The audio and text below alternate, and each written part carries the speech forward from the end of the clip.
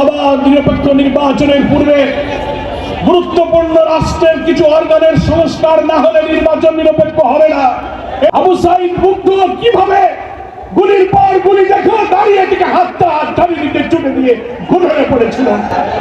সাইদ মুগ্ধ যদি বেঁচে থাকতো আজকের বিপ্লবের প্রথম বার্ষিকী দেখে সে আজকে আনন্দ উদযাপন করত।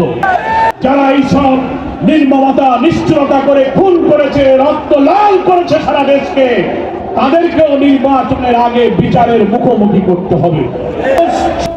শেখ হাসিনার ষড়যন্ত্রের কেন্দ্র গণভবনের দিকে ছুটে চলেছে।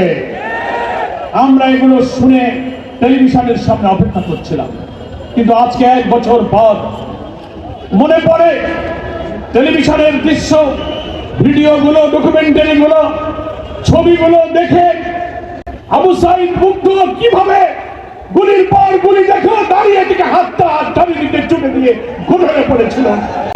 সাইদ মুগ্ধ যদি বেঁচে থাকতো আজকের বিপ্লবের প্রথম বার্ষিকী দেখে সে আজকে আনন্দ উদযাপন করত।